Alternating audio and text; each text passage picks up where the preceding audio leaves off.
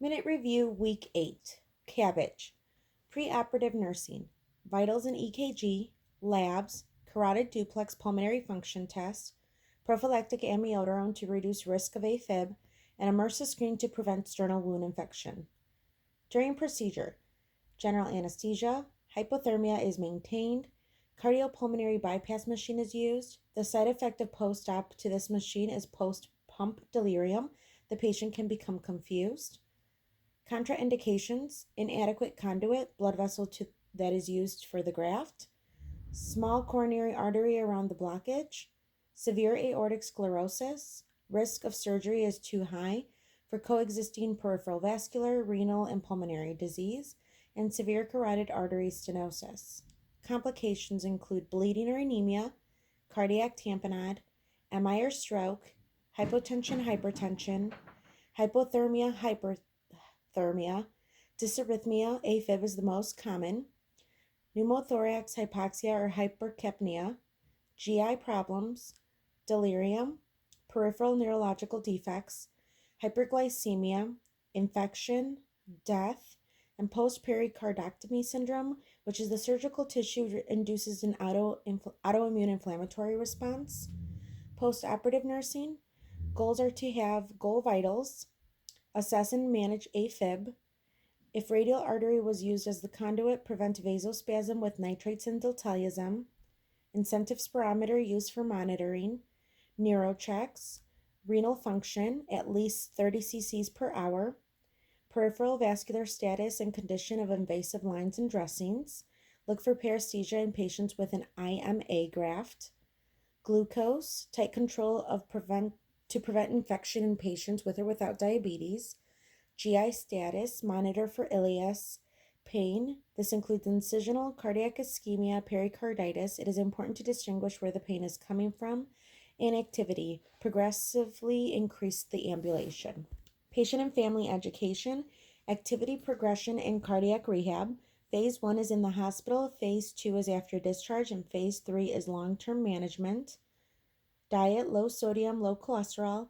Medications are statins, beta blockers, and ACE inhibitors. Symptoms to report include infection, palpitation, tachycardia, chest pain changes, dizziness, fatigue, edema, weight gain, shortness of breath, and proximal nocturnal dyspnea. Common patient complaints after surgery: soreness, leg swelling, appetite, bowel habits, numbness over the left chest, numbness and tingling in the little finger of the hand, temperature, sleeping problems, chest wall pain, and depression. Heart valve surgery. Valve repair. There are 3 types. There's commissurotomy, which is fused valves are split apart, annuloplasty, which is a ring attached to the base of the heart valve, and chordoplasty. It's the repair of the chordae tendineae. Valve replacement. There are 2 types. Mechanical.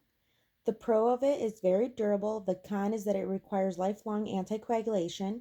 Preferred valve for patients who can tolerate anticoagulation, which are patients younger than 65, history of AFib, history of CVA, or already on anticoagulation. And biological.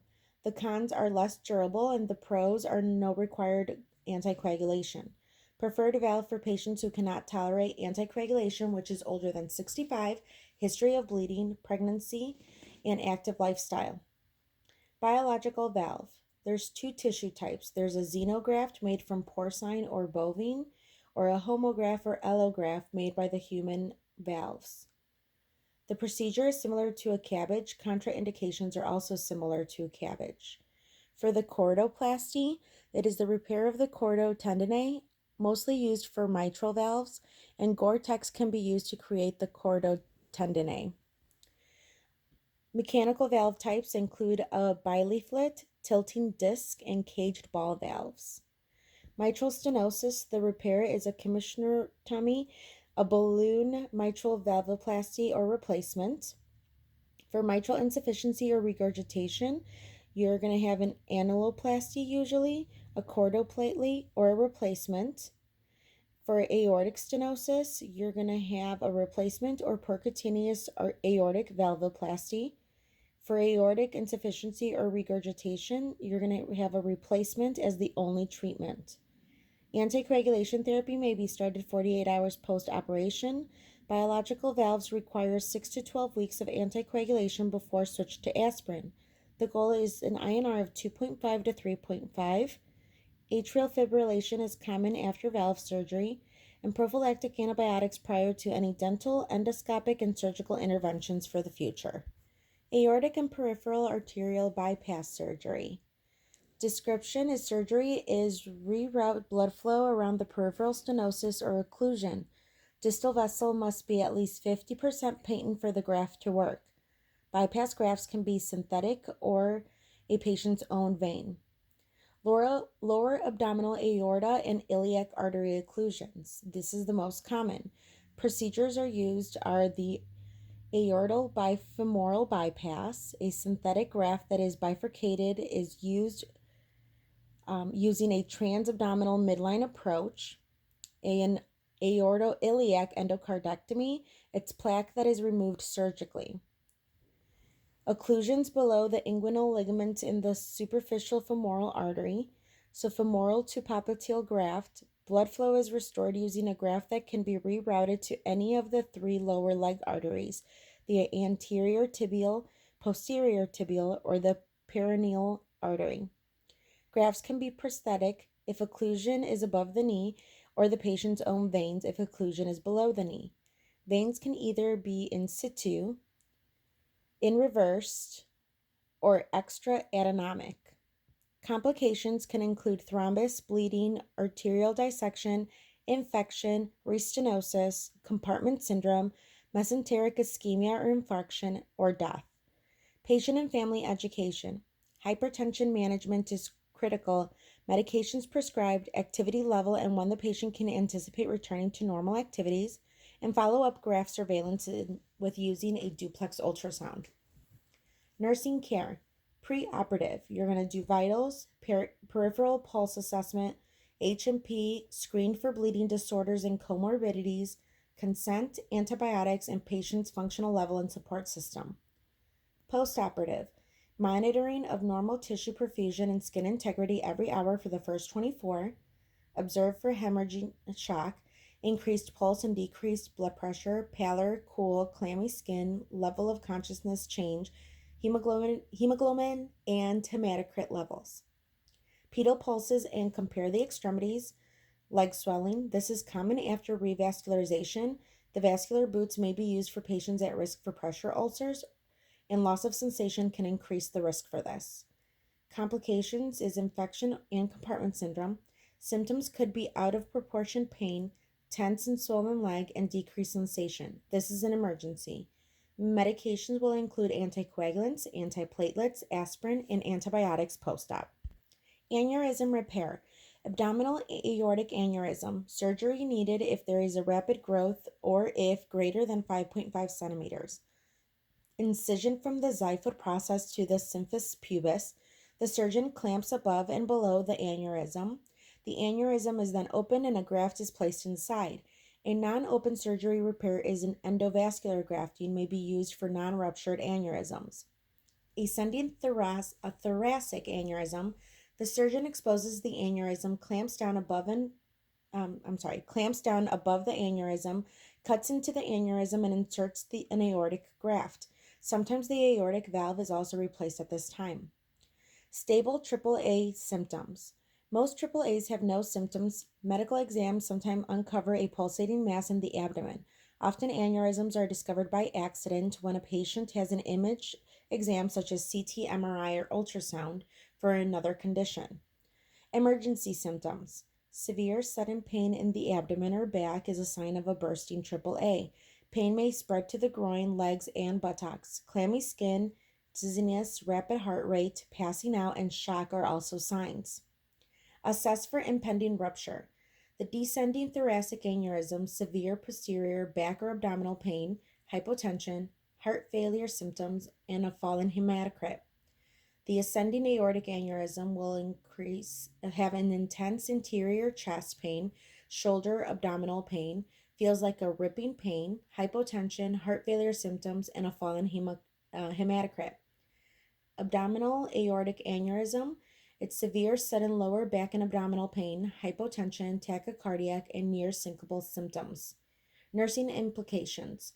Preoperative, you're going to do vitals, EKG, H&P, screen for any bleeding disorders and comorbidities, get a consent, patient's functional level, maintain the systolic blood pressure between 100 and 120.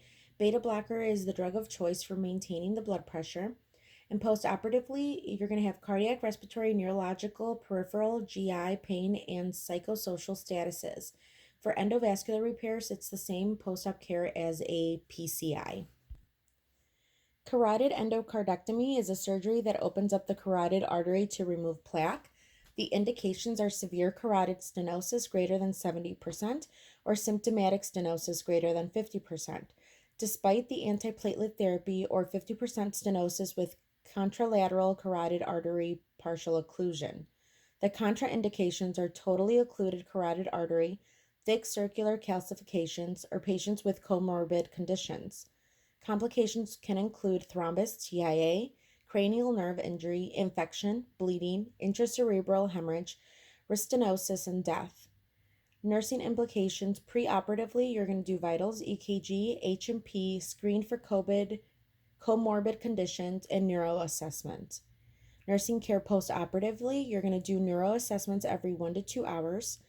You're going to assess cranial nerves. The most common cranial nerve damage causes vocal cord paralysis and difficulty managing saliva or tongue deviation. Cardiopulmonary assessments such as heart rate, blood pressure, lung status, and blood pressure should be within 20 millimeters per mercury of the baseline. Hypertension could mean that there's an impending cerebral hemorrhage, edema, or bleeding at the incision site. And you're going to assess for bleeding and hematomas. Patient and family education. Aspirin daily, possible Plavix therapy for 4 to 6 weeks. Hypertension management is critical. Signs and symptoms to report are numbness, weakening of the face, arm, leg, so stroke symptoms, and severe headache, visual disturbances, confusion, and memory changes. Peripheral thromboembolectomy.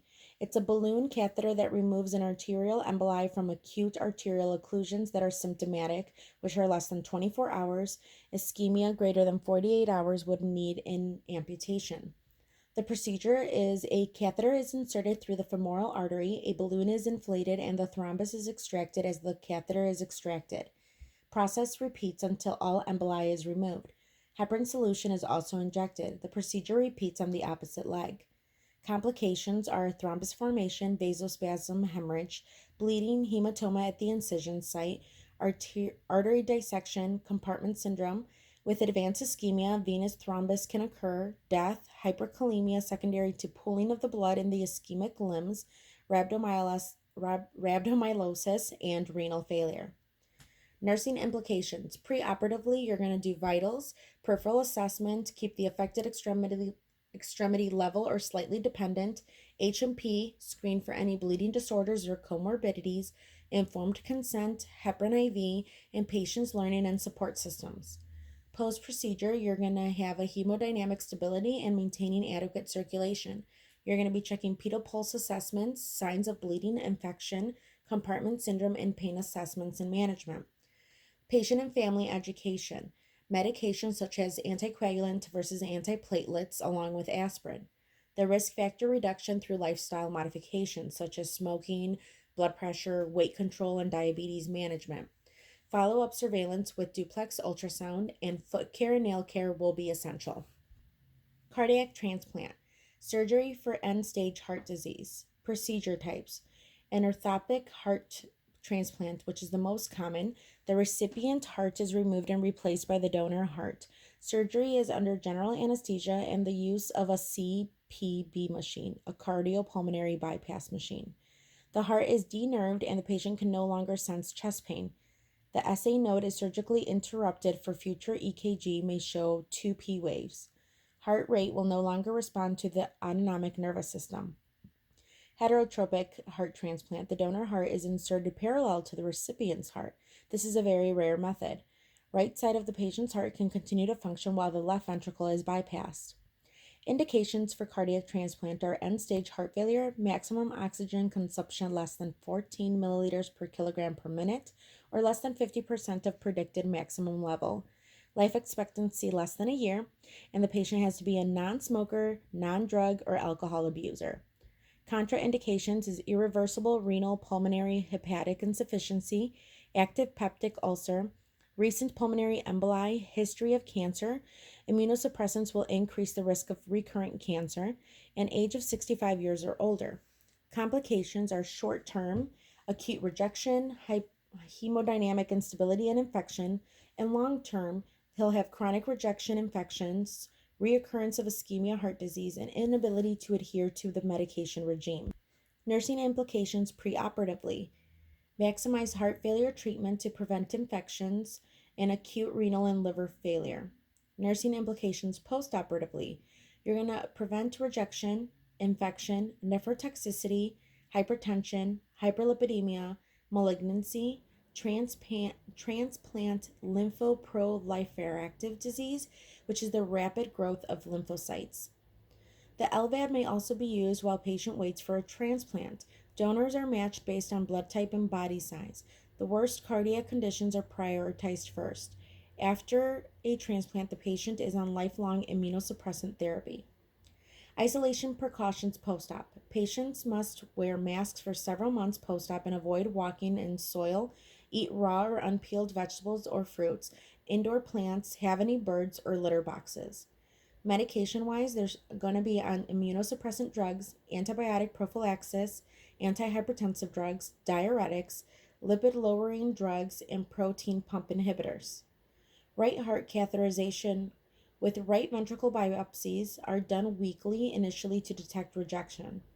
Annual left heart catheterization is to examine coronary arteries because the patient will no longer experience chest pain with ischemia. And then cardiac rehabilitation with a longer warm up than other patients. That's it for week 8. Have a good day.